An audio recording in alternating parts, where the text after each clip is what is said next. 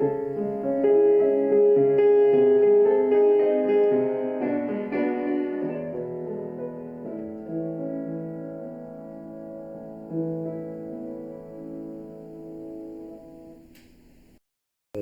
приятели! Тази вечер ще говорим за нещо малко по-различно.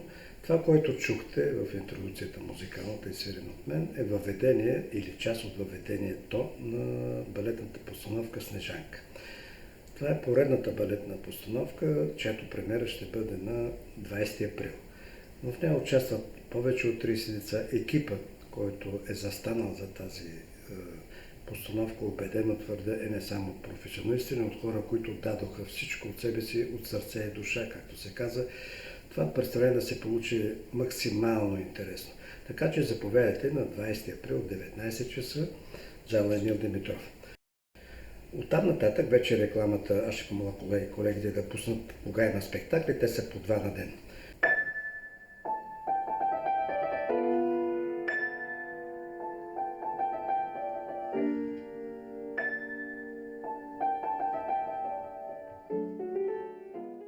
Не, разбира се, няма да пропусна възможността да покана уважаемата комисия по култура и още нещо. И от сега мога да кажа, че до 18 април ще бъдат запазени на тяхно име билети на нашата каса.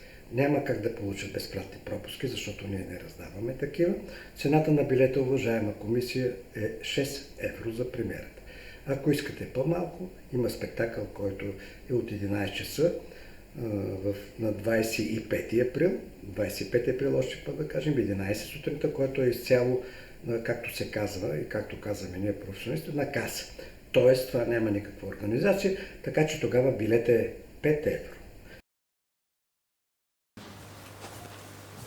Телевизия. Съгласие. В тази телевизия ние си правим каквото си искаме. Защо се налага да правя тази реклама по този начин? Защото за пореден път, който аз лично съм сигурен, че няма да е последен, колонките, в които обикновено гледаме афишите, къде какво ще има, било то театрален спектакъл или концерт, или нещо свързано с култура, сега вече е заето от едни други актьори, политическите актьори, така че ще помоля колегите да пуснат един нагледен материал.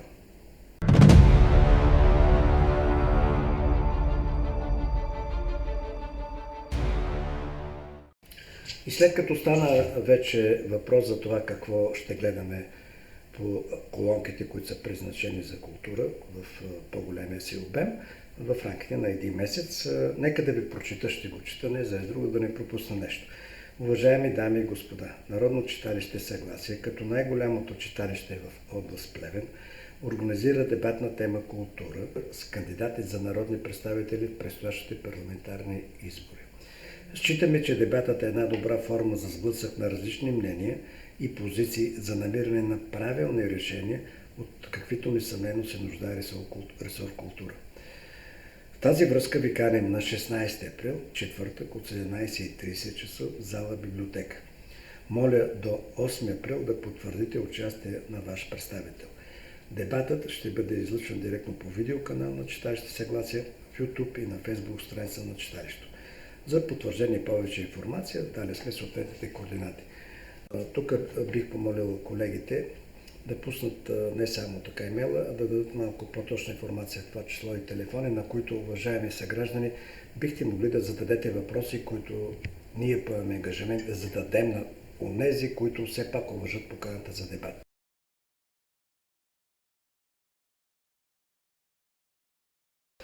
И тъй като се заговорихме пак за култура, една малка информация. Предстои по всяка вероятност издаването на трети тираж на книжката "Приказни герои". Тази книжка аз ще я покажа тук на камерата,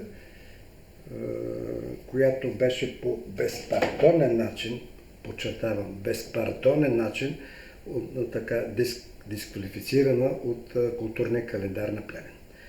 Тук ще помоля колегите да пуснат едно кратко още, не заради друго, да си припомниме.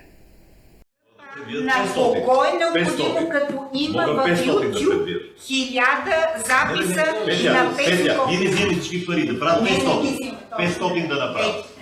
А другата година ще им дадем още 500. Няма да им дадем.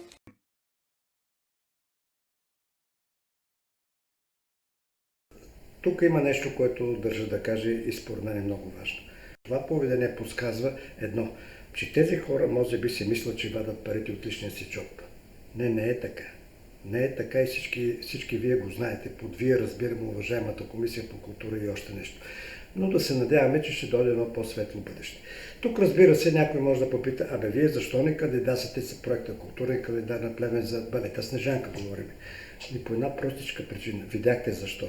Ние от съгласие, и това не е въпрос на самочувствие, това е въпрос на малко на достоинствена чест. Няма да кандидатстваме за проекти по културния календар, докато състава на тази комисия е този и по подобен безпардонен начин биваме отстранявани.